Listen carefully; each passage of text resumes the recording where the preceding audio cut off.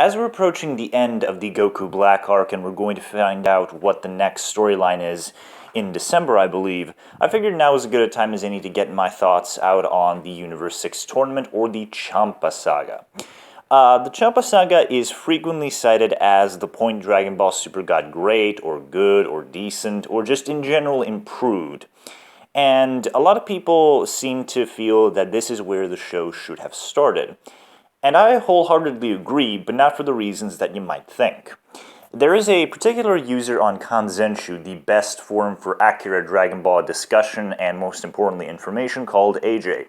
AJ has a YouTube channel where he details the various animators and the various animation styles that are used not just in Dragon Ball Super, but in Dragon Ball. He's a very good expert on how animation works, how it's done, how do storyboards work, how to identify a different animator's style from one and the other, because there are some slight differences that can let you know that this cut is done by Naoki Shishida and this is done by Naoki Tate. Despite the characters looking the same, there are some stylistic differences that make them stick out that I'm sure you've probably noticed as early on as watching Dragon Ball Z, how some episodes looked very different from one another. That's kind of the reason why. And the particular reason why I think that the Universe 6 arc would have started out as a good point to kick the show off is predominantly from the production side of things. Not a lot of people know this, but the issues with Dragon Ball Super, not just in the animation department, but in the scripting department, come from the fact that the show had no pre-production cycle. Now, pre-production in Japan and Japanese animation typically lasts about 6 months. For example, this is an example AJ used in his own video. The JoJo's Bizarre Adventure, the latest series, it was announced back in November of 2015, and it began airing in April of 2016. So this is about 6 months amount of time for the animators to sit down, start figuring out where the storyline is going to start out with, and then beginning the animation process. Now, of course, there are other factors to take into account here, mostly because Japan is notoriously late with animation. There are some instances where an entire episode might not be even finished until about an hour, maybe even a few minutes before it even airs. There is an entire show called Shirobako that chronicles the various production stages and the myriad of production issues that happen within the animation industry. If you want a full, detailed look at this stuff, I suggest that you go watch AJ's video, which I will link down in the description below, and then watch Shirobako, because these two things are going to serve as good entry points to understand what I'm about to say. So the production of Super in general started shortly after the release of Resurrection F. Despite my personal feelings on the film was incredibly successful, and there is no doubting that. In fact, the film was so successful in Japan, it beat out Fast and Furious 8. In fact, the only country Fast and Furious was not like the biggest movie on the planet at the time of its release last year was Japan, and that was because of Dragon Ball Z Resurrection F. Fairly impressive stuff. So Toei decided that they wanted to do a new animated series. They have Akira Toriyama willing to write the storylines now. They think they're probably going to avoid some of the problems of GT, or some of the perceived issues of GT, I should say. And Toriyama has agreed to work on the show, and he has been working on the show consistently thus far in a sort of outline writing process. But here's where the problem begins. Resurrection F came out, I believe it was in late March, early April of 2015. And then maybe 2 or 3 weeks afterward, Dragon Ball Super was announced, and then it was revealed that it was going to come out in July of 2015. So that means they had maybe at best 3 months of production time to actually get anything done, and that is simply not enough. And this is where Dragon Ball Super's continuous issues come from. This is why episode 5 looked as bad as it did. This is why episode 24 looked as bad as it did. Well, I should say this is why a lot of the Frieza arc stuff, the Resurrection F arc, looked god-awful. And it's the reason why the power level stuff is really inconsistent from episode to episode. It's the reason why we cannot get any kind of internal consistency within the show itself, how some concepts like Ki leaking and Whis' Room of Spirit and Time are brought in and then promptly dropped. And this is an unfortunate set of circumstances, and there is no real way to fix this without making the show take at least a few months of hiatus, and then coming back once everyone has had time to collectively gather their thoughts and maybe start creating a consistent product. But I think that 60-something episodes in, where stuff is constantly kind of contradicting one another, where certain things are brought up and then promptly dropped and then never brought up again, I think that Super is pretty... It's not fixable at this stage. If they stopped it at the Battle of Gods arc for a few months and then started work on all the other stuff later on, they might have been able to, create some kind of consistency within the show itself in terms of animation and writing. But as of right now, if Super is good, let's just kind of be thankful when it is good. And when it's bad, let's just understand why it doesn't work. So this is the primary reason, after a 5-minute tirade, why I believe that the Universe 6 arc would have served as a very good starting point for the show. As the Universe 6 arc, it kicked off about late November, early December of 2015, so almost a year ago, which is like, holy shit, that was a year ago. But it did kick off in that time frame, and if Toei announced that the show was going to debut then, I think the show would have had more than enough time to gather up its various writers, get them in a room together, and then figure out, okay, we're going to do this, and that. And for the various animators to have plenty of time to actually put out quality content, and consistently good quality content, so we could avoid lots of instances where just bad things animation-wise happen. And I feel like even retelling the movies, as you can probably tell from my much angrier reviews about the corresponding arcs, that the movie retellings were fairly pointless. I really don't think you needed to have them. I think it's one of the most bizarre business decisions I've ever seen in my life, to make a big movie and then have a budget TV version of it released just a few months after the theatrical. That's kind of like if the Avengers came out, and then 3 or 4 months later, Marvel did a TV version with a TV budget. So you have all the actors, you have the same premise, the same storyline, but it's all now done in a TV budget because reasons. And that's just one of the most bizarre things I've ever seen in my life. So I think that if we lived in a universe where Toei just waited until November to start airing Super, and then just aired Battle of Gods and the Resurrection of Film as like special TV epic prologues to Dragon Ball Super, I think it would have been more than good. It would have been more than good enough context to just have the first arc be the Universe 6 tournament and have things kick off from there.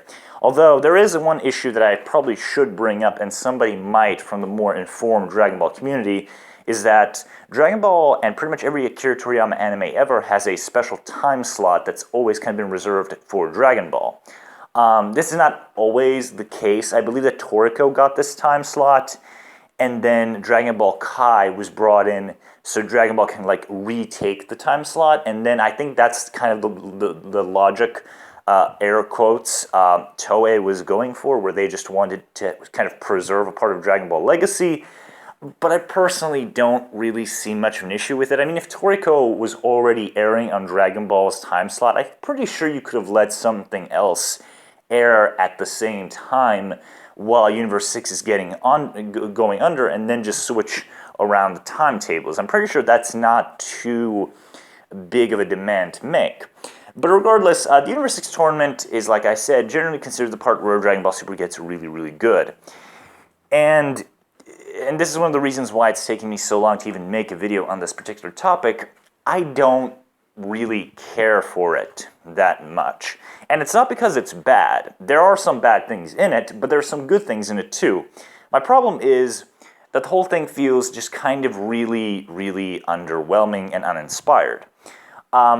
When the Battle of Gods is an anomaly in the new material, in the way it was just written with such care that even thinking about how it is a kick-starting point for Resurrection F and Dragon Ball Super is just kind of scary. It just blows my mind when it has been the jumping-off point for all of this new material that's just not particularly great.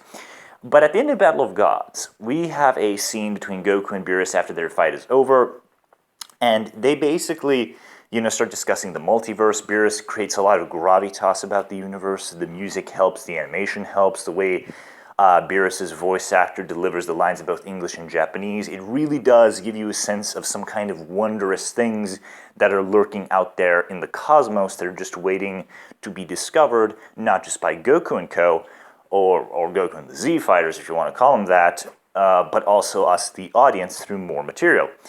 And when we get to the Universe 6 tournament, it all feels so underwhelming. One of the biggest problems that Dragon Ball has, and this is something that the anime doesn't suffer from, because, well, this is kind of like, okay, GT and Super don't suffer from this, but Dragon Ball and Dragon Ball Z kind of do. Well, specifically Dragon Ball Z. Dragon Ball still had the decency to create kind of like actual environments for characters to fight in, but Dragon Ball Z just kind of does away with that and just goes for boring, barren wastelands. And that's one of the problems I have with the arc. One of the reasons why I feel it's just kind of underwhelming is the setting. The setting for the arc is just another stupid, boring wasteland. It's just, you could have put this thing on any place on Earth and nothing would be different. We would have just as a boring of a stupid wasteland on Earth as we do have on this vacant planet that exists on like the fringes of Universe 6 and Universe 7. And I think that's a really big mistake. One of the things that Toriyama maybe intentionally, maybe unintentionally did through the Budokai Tenkaichi tournaments, or the Tenkaichi Budokai, tournaments, or the Strongest Under the Heavens, whatever the fuck you want to call it, one of the points that he made through the various versions of the tournaments that we see throughout the series is that as these characters grow stronger, a dinky little tournament the size of the one that's used in early Dragon Ball is not good enough to contain these fighters anymore. And this is something that the Cell games especially just specifically say, because Cell blows up his own arena because he's like, man, this kind of shitty, like let's get rid of this so we can just fly around and do all sorts of other cool stuff, because this is holding us back, man. And then he blows up the ring, and then the fight gets exponentially better once the ring is gone. And when I heard that we were getting a multiverse tournament, I thought, okay, Toriyama's not going to put them in a dinky little ring again in the middle of a boring wasteland. He's going to create like this like solar system where these guys are going to be able to fight on different planets. We're going to get like fighting on an ice planet, or like an exploding volcano planet. We're going to fight on a planet with like poisonous gas. So if these guys get into the wrong spot of the planet, they might get poisoned, and that might tip the fight against them and in favor of their enemy. And so already there were lots and lots of really cool ideas for how to play up the fact that this is a multiversal tournament. You could have had all sorts of really weird planets for these guys to fight on that are far more interesting than a boring wasteland. And then when we just get a boring wasteland and a Cell Games dinky little ring, that's pretty disappointing if you ask me. It's really, really underwhelming and lazy. And then we get to the combatants of the Universe 6 tournament arc. Hit is the best one. There is no doubting that. Hit is the only one of them, except maybe Kaba, who actually brings in a little bit something new to the table. I like his ability. His ability doesn't make much sense if you actually stop to think about it in terms of how it relates to his level of power. It doesn't really make much sense. But I do like Hit. I do like, I conceptually like Kabe, but there is a particular element of him that I don't care for. And the others are just kind of throwaway. And one of the things that really annoys me about a lot of the Universe 6 characters who are introduced in the show comes from the fact that they're just kind of rehashes of guys that already exist. Just look at the characters from the Universe 6 universe, I should say, who are introduced initially. We have Champa and we have Vados. And both of them are just not... They're just reskins of Beerus and Whis. They're both Beerus and Champa are temperamental. They're very childish. They can be exceptionally cruel. They can be very manipulative, which is something that the anime brings up near the end, which is one of the things that makes me even question why this is even the Champa saga when Beerus and Champa are just using everybody. And they're very much the same character. Their designs are kind of different, but they're really not. Like, Champa is Fat Beerus. That's what he is. He's not, his personality is not different enough from Beerus to kind of make up for the fact that he's a lazy reskin. And then Vados is very much the same as Whis. She's kind of like the wise mentor who kind of gets how people's powers work better than their star pupils do, and they kind of serve as expository characters. And that's already kind of a big knock against the arc when you've just remade people. And then we have Frost, who is probably one of the most egregious examples of this I've ever seen in Dragon Ball, where he's just Frieza. And I'm not even saying I'm disappointed that they don't make him a good guy. I think the concept of bringing in a Frieza lookalike at all is exceptionally stupid after we just had both the Resurrection F film and the Resurrection F arc. If Resurrection F did not exist at all in any form, and this is the first time they were bringing back someone who's kind of like Frieza, I probably wouldn't be too bothered by it. I would still call it a lazy, uninspired choice, which it is. A lot of this tournament is just kind of lazy and uninspired. I would probably tolerate it a lot better. And I even kind of like what Frost is doing. I like his plan. I like the idea of a bad guy pretending that he's a good guy and then using that to manipulate people so he can just get money. And I think that's really clever. I think that's particularly interesting for Dragon Ball. It's just that he's fucking Frieza. Again, another version of Frieza. We did not need to see this. This did not need to exist. It's really, really, really uninspired and lazy, Toriyama. And then we have Kabe. Once again, I like the idea of there being a version of the Saiyans who are good guys, who are like protectors of the universe. That's a cool concept. And I like what the show and even the manga for Dragon Ball Super do with Vegeta and Kabe, where Vegeta realizes, holy shit, there are more Saiyans out there. My species is technically not going to die out on Earth after a few generations of breeding with humans, where our Saiyan blood is just going to more or less vanish, because that's kind of how genetics work.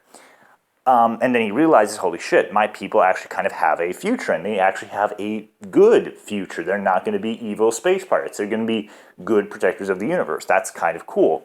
And then he starts kind of mentoring Kabe, and I think that's probably one of the few times the new material has actually done Vegeta justice. There's a whole discussion I could have about why post-GT Vegeta just does not work, majoritively speaking, but I think this is one of the opportunities that Toriyama saw and that he executes them fairly well. The problem with Kabe is, once again, it comes down to the fact that I just find it kind of ridiculous how his powers are supposed to work. The way the show is structured, it makes it look like Kabe is many, many times stronger than Super Saiyan 3 Vegito, and yet, given the fact that his transformation to a Super Saiyan works exactly the same as it does in Universe 7 with the same criteria, are you really going to tell me that there's an entire species of Saiyans who are exceptionally powerful, but in their line of work, which is fight evil bad guys, they've never seen any one of their friends or their loved ones get killed in front of them. They've never suffered a big, crippling emotional moment to turn them into Super Saiyans. Because Kabe has no idea what a Super Saiyan is. He has no idea what that is. And it's just really bizarre. And I really hate the fact that there is more fucking Super Saiyans. Can we just not do that? When I saw Kabe, I was actually kind of interested in the possibility of these guys just having no transformations. Wouldn't that be kind of an interesting twist on the matter? Universe 7 Saiyans have lots and lots of transformations. Universe 6 Saiyans, they don't have transformations at all. They're like Ultimate Gohan. They are just really, really fucking powerful in their base forms. And I think that would have been perfectly fine. I don't think a lot of people would complain about that. Or at least, if you're going to give them a Super Saiyan transformation, make different criteria that work for the characters for them. You know how the Super Saiyan God requires 6 righteous-hearted Saiyans to be achievable. And in Universe 7, that's a hefty price to pay, because a lot of the Saiyans in Universe 7 are bad people. Like, don't listen to the dub, don't listen to the other stuff. Watch the Japanese version, especially the animated versions that kind of expand on the history of the Saiyans, and you will see that the Saiyans are just a bad species. So even finding 6 good Saiyans or righteous-hearted Saiyans is a tall order in Universe 7. So if you're going to make all of the Saiyans in Universe 6 very righteous-hearted, it stands to reason that rotten to the core Saiyans would be the deviants, quote-unquote, in their society, and that they would be able to turn into Super Saiyan gods. This is just an example I'm using to give you an idea of what I'm trying to say. I find it just very stupid that a species that is already very, very righteous and has already shown a lot more emotional variety and depth than Universe 7 Saiyans would just never get pissed off at someone threatening their family, that nobody ever turned into a Super Saiyan during training, during an intense battle, or never saw anyone die. It's very contrived. It's another instance of the arc being very lazy because Toriyama thought making another Super Saiyan would be cool. I'm not opposed to that. I just feel like it's the lazy way to go about things. You're just taking Universe 7 Saiyans and applying it to Universe 6 Saiyans when I feel like you should go out of your way to try and differentiate how they work in relation to one another. So that's kind of just the in general stuff that I find generally uninspired about the tournament. And in general, I'm not really big of a fan of tournament arcs in Dragon Ball period. A lot of the tournaments just do not particularly work for me.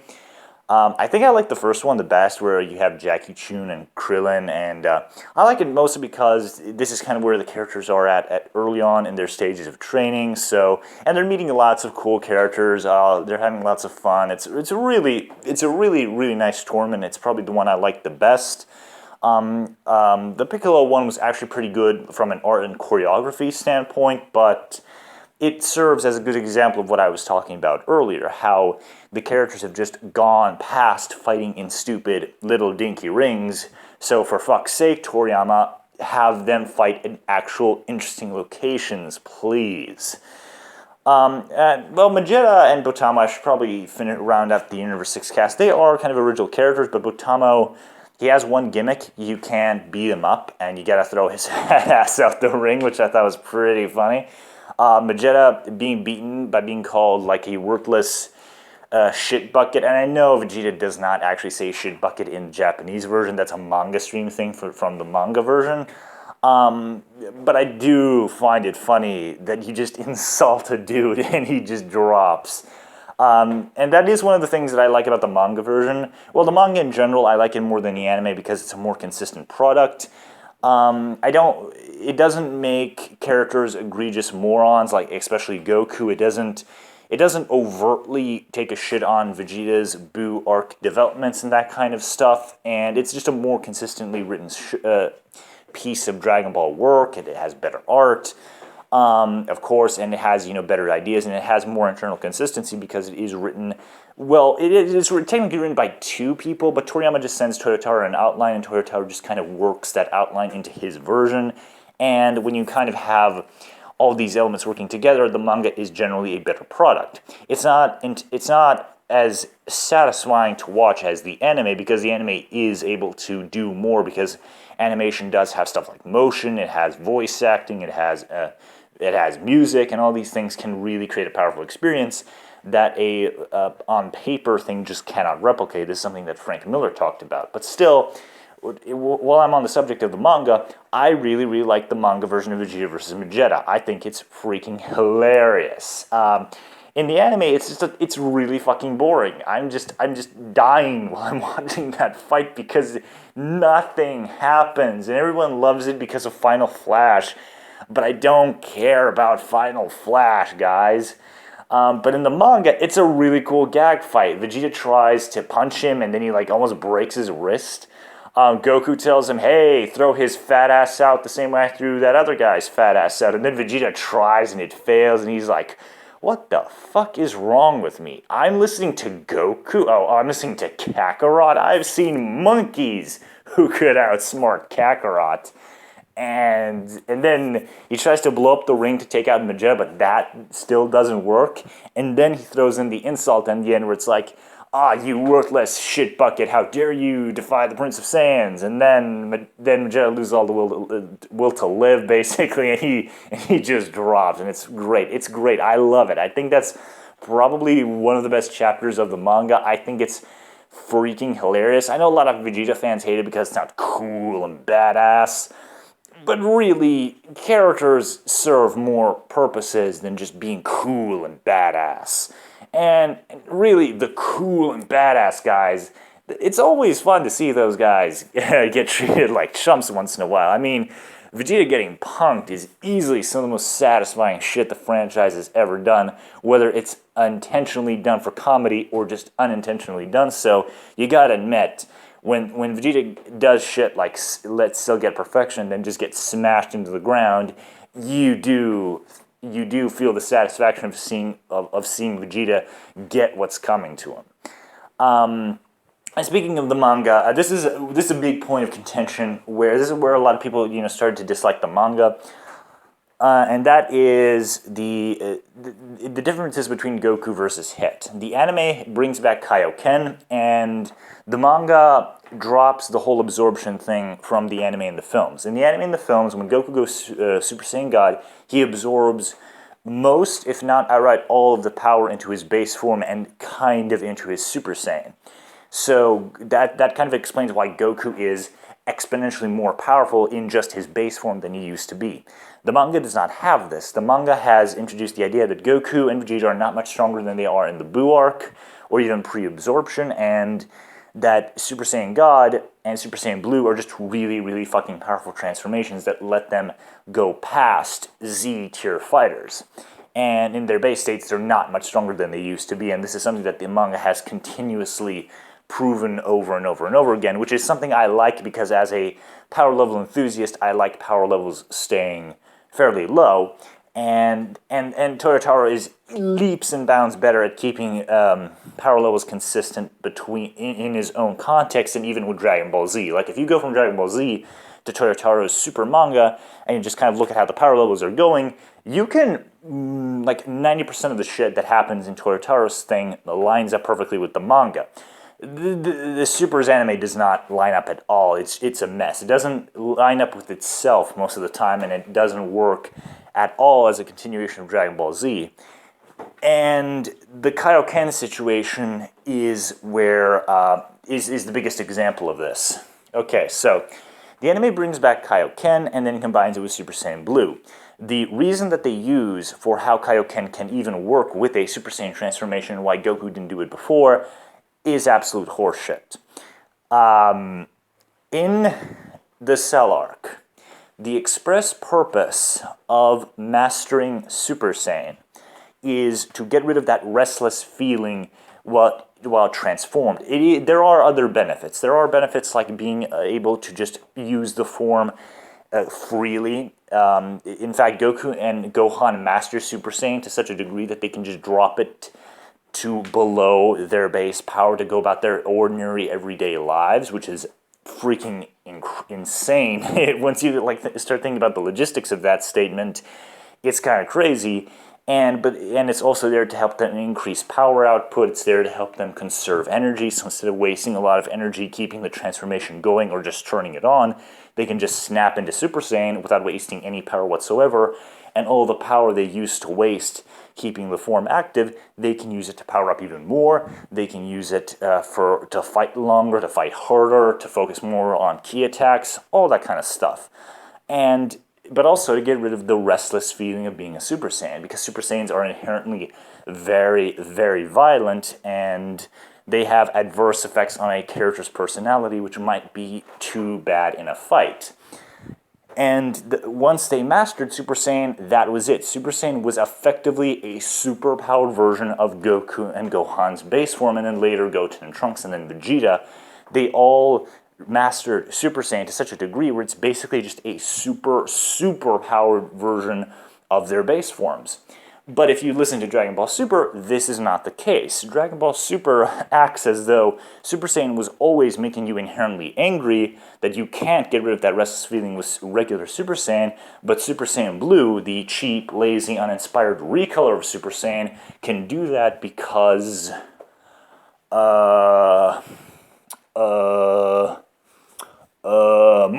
merchandise. Yeah, that's Toei's official stance on the whole matter. It's merchandise, and it's really fucking dumb.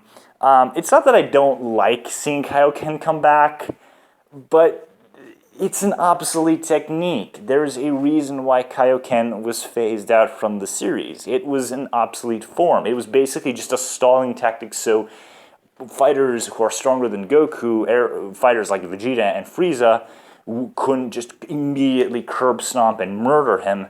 They were basically stalling tactics. They were costly stalling tactics that worked for a brief bouts of time, but they were just never meant to be used for that long. And that's why Kaio-ken was phased out when Super Saiyan was introduced, because Super Saiyan gave you all the benefits of Kaio-ken, except a whole fuckload more of them, and a whole lot less of the physical strain on your body, and potentially leaving yourself a cripple for life. That's why Kaio-ken was phased out. And the retcon that Super Saiyan was never being able to mastered in its golden form, but this blue form, this cheap-ass lazy recolor, is able to do that. Just, it's so obnoxious. It's so fucking dumb that I just cannot stand it.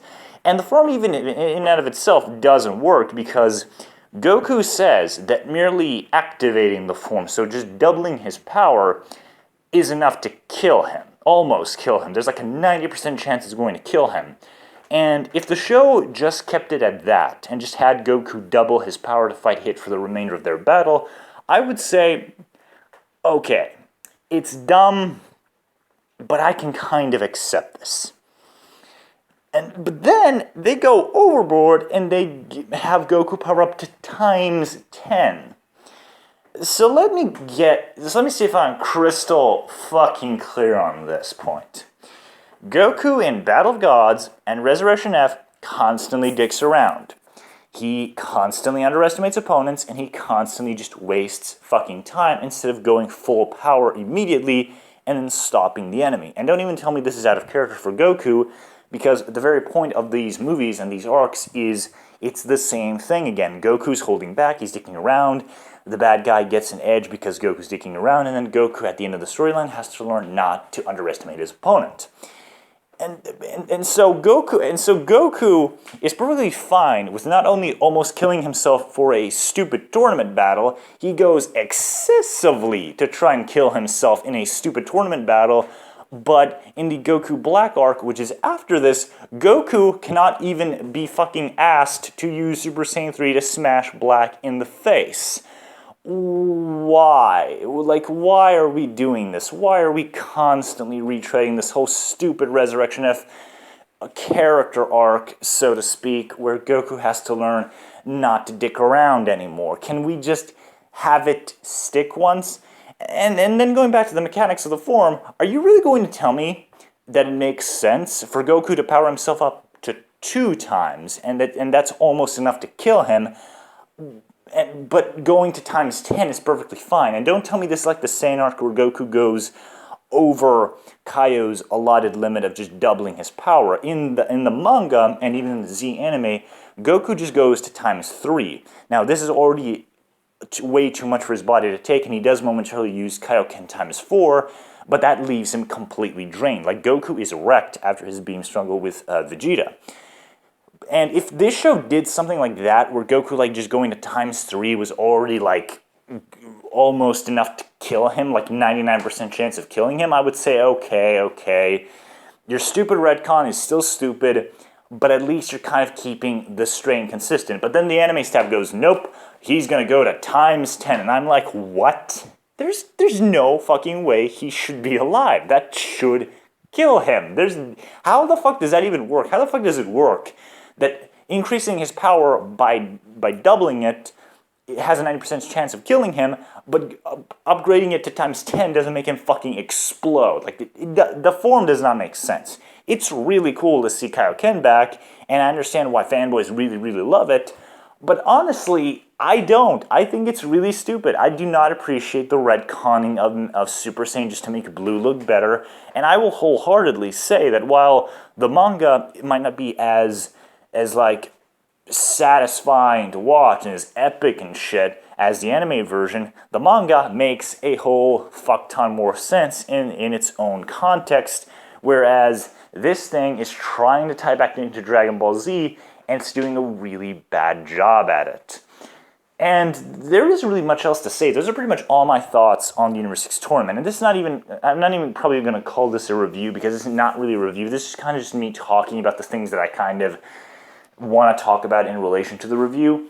Do I think this is a bad arc? I don't, but I honestly don't think this is better than the average of GT. And before somebody goes apeshit over that, I actually quite like GT. I think that while GT does have a fair amount of issues and wasted potential, I think that there are some things that GT does not just better than Z and DB, but a lot better than Dragon Ball Super. And honestly, this is on the par of an average kind of GT story. This is where I would just call GT, except GT would probably at least give us some cool plans for these guys to fight on, and yeah, it's just not that great. I understand why people like it. I understand the whole mentality of, oh, the first two arcs were complete dog shit, so when we get to this one, and it's not complete dog shit, we're gonna really, really love it. I understand why that works, I understand the mentality of it, but I personally do not agree. I don't think that Super gets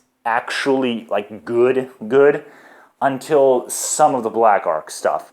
And some of the Black Arc stuff is really bad. It's really convoluted and just doesn't work. There are a fair few episodes of that just don't work, and the pacing is just all over the place. But I do think that in the Black Arc is where Dragon Ball Super gets actually good, and not fanboy, cool factor, fucking nonsense good, which is the Universe 6 tournament. So yeah, those are my thoughts on the third act of Dragon Ball Super. I hope you guys enjoyed the video. I know I'm not as angry as I usually am, but I'm kind of trying to do something a bit different here, where I'm not just a screaming, raving lunatic for 40 minutes. Holy shit. So yeah, hopefully you guys enjoyed the video, and I'll see you next time. Bye.